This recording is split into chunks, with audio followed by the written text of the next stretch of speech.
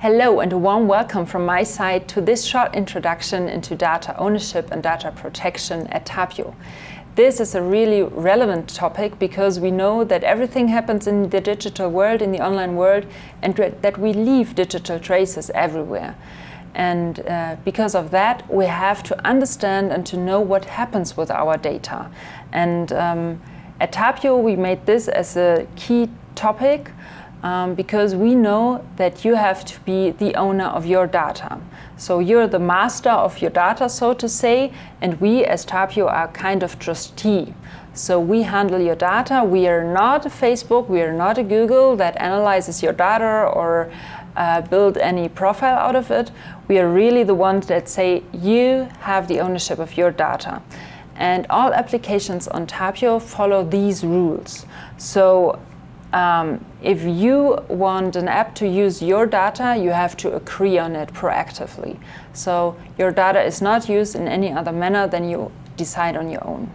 And besides this topic of data ownership, of course, data safety, data security is also of high importance.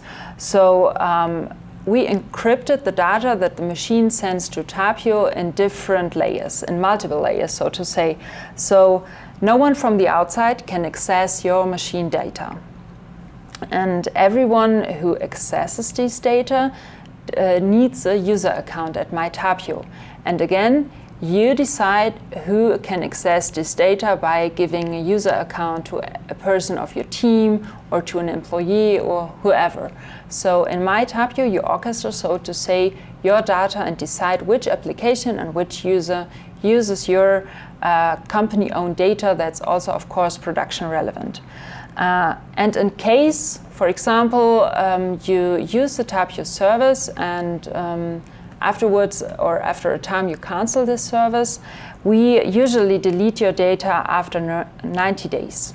So this is in a nutshell data ownership and data safety, and again, you're the master of your data that's safely stored in Tapio.